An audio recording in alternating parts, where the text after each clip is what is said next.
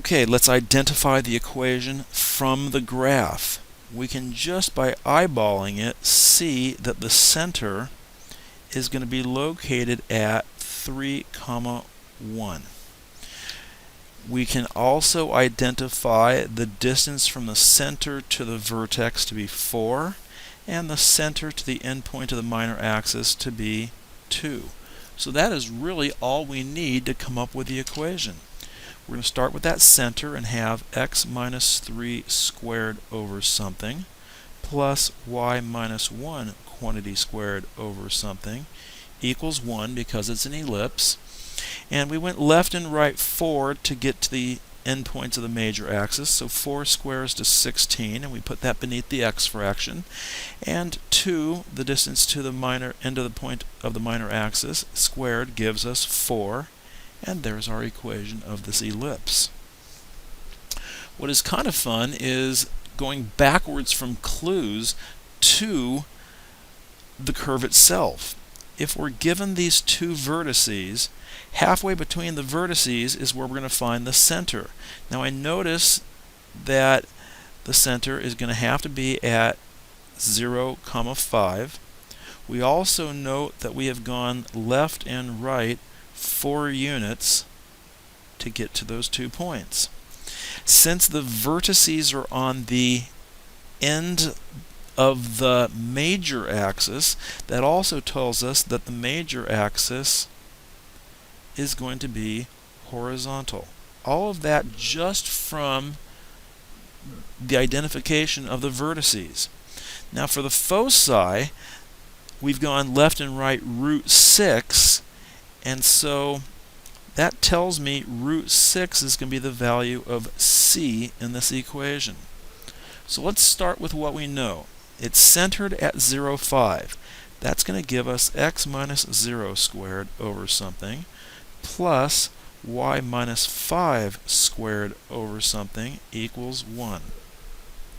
We also know that we've gone 4 units left and right, so we can put a 16, 4 squared, beneath the x fraction. What we're missing here is b squared, the other denominator. That's not going to be the value here of root 6 because that's just the distance to the foci, and we need the distance to the endpoint of the minor axis.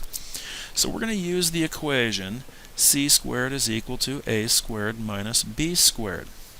And we know the value of c is root 6.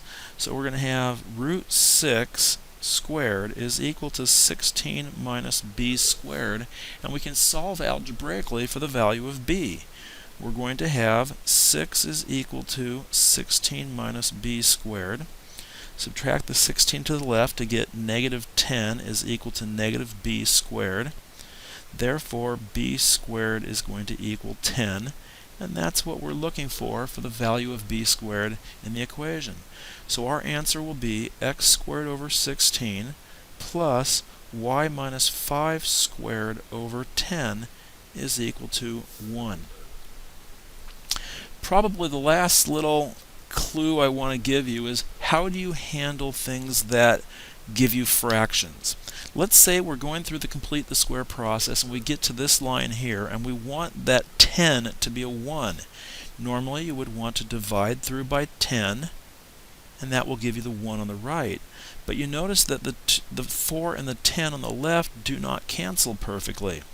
So the trick is we bring this 4 back down and treat that as 10/4. Anytime you divide by a fraction, you multiply by the reciprocal, which would bring that 4 back up. So we bring this 7 on down here, and what we have now would be x minus 3 squared over, instead of 10/4, I will reduce that to 5/2, and then plus y plus 2 squared over 10/7 is equal to 1. And you would proceed from this point to finish out the rest of the problem. It's just you've got non-standard values for a squared and b squared in this problem.